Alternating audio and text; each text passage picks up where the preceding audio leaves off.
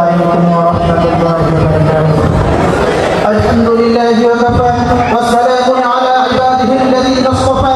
أما بعد فقد قال الله تعالى في كلامه المجيد: يا أيها الذين آمنوا أطيعوا الله وأطيعوا الرسول وأولي الأمر منكم.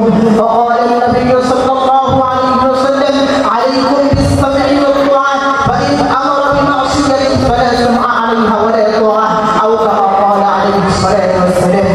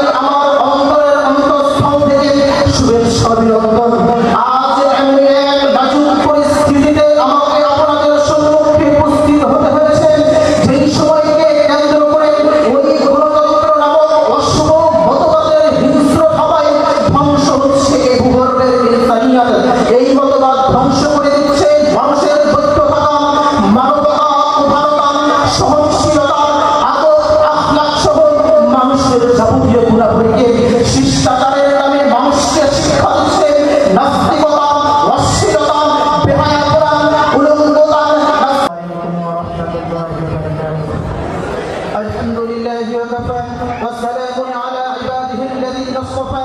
أما بعد فقد قال الله تعالى في كلامه المجيد: يا أيها الذين آمنوا أطيعوا الله وأطيعوا الرسول وأولي الأمر منكم.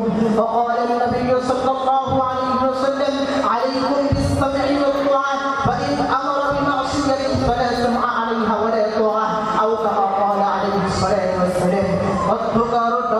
জামিয়া ইসলামিয়া কৌমিয়া মাদ্রাসার সাংস্কৃতিকমূলক বক্তৃতা অনুষ্ঠানে উপস্থিত রয়েছেন বিজ্ঞ বিচারক মণ্ডলী, সুদক্ষ পরিচালক মহোদয়, বাংলার প্রত্যন্ত অঞ্চল থেকে আগত আমার সকল দলবেগের ছাত্র ভাইয়েরা, সকলকে জানাই আমার অন্তরের অন্তঃস্থল থেকে শুভেচ্ছা অভিনন্দন।